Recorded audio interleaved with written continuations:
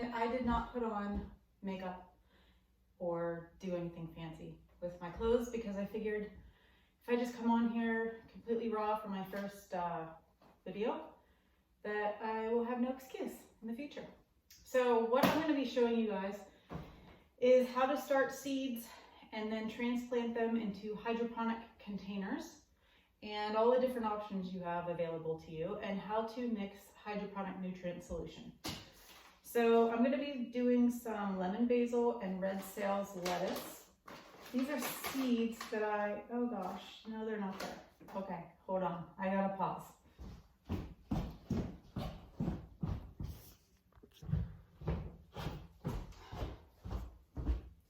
So the seeds I'm going to use are some butter crunch lettuce that I saved from July of this past summer.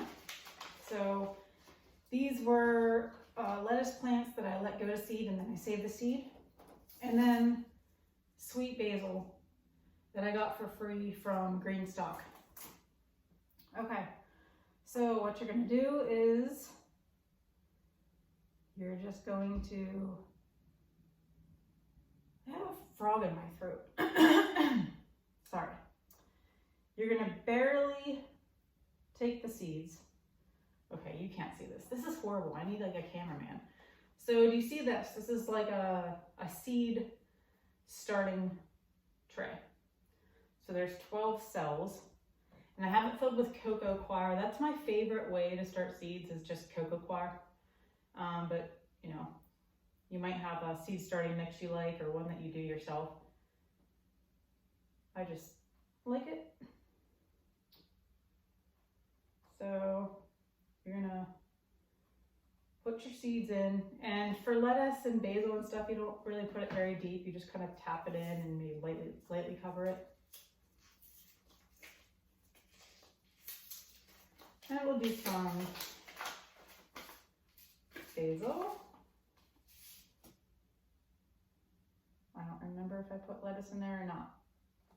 Sometimes I put 2 seeds per cell, sometimes not. It doesn't really matter. But you know, if you have issues with germination, you might want to just do 2 and then you can thin it out. If they both make it, then you have extra plants. Okay, so after you do that, take a spray bottle with just regular water and you get these pretty moist. You want to keep them moist while they're germinating.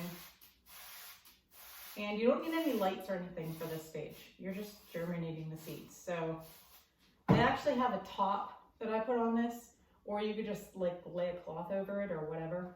But you don't need to put it under lights while they're germinating. So it'll be about a week or 2 until I get much germination.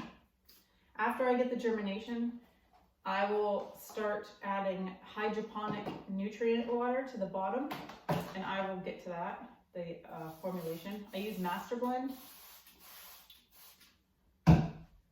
So yeah, keep those moist. Spray every other day or so. If you have it covered, it should be good. You probably don't need every day. And wait until they start to get high. Then once they're about this high, maybe an inch or 2, that's when I add the hydroponic stuff in the bottom. And then once they're about this high, these are pepper plants I have growing, by the way. But once whatever you're growing is about 2 inches high, 1 to 2 inches, once they have their true leaves, then you can transplant them to something like this. This is just a bin with holes. Or these are gutters that have holes drilled in the top, and then the things holding the plants in are pool noodles. So you get a big long pool noodle from the Dollar Tree or whatever. You cut them into about half of an inch thickness, and then you cut a little wedge out. You probably can't even see this, so this is going to be a horrible video. All right, and then you take the wedge, and when you're ready to transplant, I'll transplant this pepper one for you because I didn't anticipate it even coming up. Okay, so take your transplant. I'm actually gonna, that's not gonna be deep enough. Oh well, well this one is just going to volunteer as tribute. So you put this in the pool noodle and this little wedge, and then you would stick it in your gutter. Now, if you don't want to get the gutters, and I'll put links to all of these things. If you don't want to get gutters, you can get these pretty cheap, or you can just make your own. If you have a bin that has a top and you can drill holes in it, do that. But these are super cheap. And with these come these little, I think they're called net pots. They're real small, so you just put them in the holes. But you kind of need something, and in the bottom they have a hole so the roots can go down in and touch the nutrient water. They come with these little styrofoam filler things, okay, that have a split in the middle to hold your plant. But if you don't have those, you can also use, you know, pieces of pool noodle. Just cut a piece off and shove it in there, and it'll just hold it there while it grows. Or another thing I found to be super useful are these packing peanuts. Most packing peanuts, you can test yours first by running it underwater, and it'll kind of start to like break down and dissolve, and that's totally fine because they're made of corn. So you can use a packing peanut. So save your packing peanuts. I'm sure you can come up with other things that are good solutions. You can use jars with the top off and a pool noodle in there. The only thing that you want to be careful of is you don't want to have a clear container if you're putting it under the lights, because you'll grow lots of algae, and then the algae will eat the nutrients and rob the plant from the nutrients. So if you're going to use a jar or something like that, you're going to want to spray paint it or cover it in foil or something to keep the light out so you're not having an algae problem. Okay, on to the Master Blend nutrient mixes. Now, you can order this on Amazon or probably other places, and I'll put links. But what you get is you get the Master Blend tomato and vegetable formula. This is a 4-18-38 fertilizer. So this is where all your nutrients are, okay? So what you're gonna do is you're gonna get a 5-gallon bucket, and you're gonna need a kitchen scale. You're gonna measure out 12 grams of the Master Blend nutrients.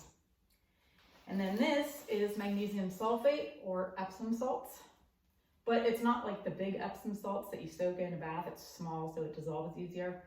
But you're gonna add 6 grams of that in your 5-gallon bucket. And then this is your calcium nitrate. So this is like the nitrogen. So you're gonna add 12 grams of that. So you'll get your kitchen scale, measure out your nutrients, put them into the 5-gallon bucket, and then you're gonna fill the 5-gallon bucket with lukewarm water and stir it up. And that's your hydroponic solution. So when I first start, when I transplant a bunch of plants like this lettuce here, I fill it up, but you don't want to fill it up all the way to the top. The reason is your plants need to grow something called air roots, and that helps them take up the oxygen and prevents them from drowning. So if you were to fill up this entire gutter or this entire bin full all the way up, your plants will drown because it won't have access to the air. So you need to leave a space. You want to make sure the bottom of the roots are touching the nutrient water, but that you have about an inch or more, it can be more, but you need at least an inch of air so that they can develop air roots. And let me see if I can find one of these to kind of show you what it ends up looking like. I don't know if you can see here, but these roots up here, and it's okay, like mine get moldy and stuff sometimes, like it's fine, it doesn't matter. They'll look gross, but I have roots coming up here that aren't wet, and you probably can't see it, but the rest of the roots just kind of spread out in the bottom, touch the nutrient water, and then they grow. You do not need super powerful grow lights for things like lettuce and basil. Those grow really, really well with just cheap LED lights. I mean, I could probably use these here, but you would want to keep it as close to the lights as possible. So for instance, some people have their lights on chains or ropes that they can lower or raise. I don't do that. What I do is I just put stuff under my plants when they're under the lights to bring up the level higher. So I would use something like this, and then I would just set my gutter on top to get closer to the lights, if you know what I'm saying. And at some point I'll put links and I'll show you the whole setup I have for my grow shelf and everything. Now another thing I've been experimenting with, growing hydroponically, kind of, are radishes. So I put about 2 inches of cocoa coir, which is a lot more than I normally would, in a top tray that has holes in the bottom so the roots can get down. And then in the bottom tray, I pour the hydroponic solution. Now with these, I've been experimenting and adding a little bit more phosphorus, because they're root vegetables, phosphorus and potassium and stuff. So this is a little technical because I'm kind of experimenting with it. I'm trying to add different nutrients other than just nitrogen, so I'm not ending up with just leaves. I want roots. And it's kind of working. I'm getting some little radish bulbs in here. Not what I would like or expect, but you know, they're edible. So I'm going to be playing around a lot more with root hydroponic systems and seeing how I can perfect that. But hopefully this was informative, and yeah, looking forward to showing you guys other stuff. See ya.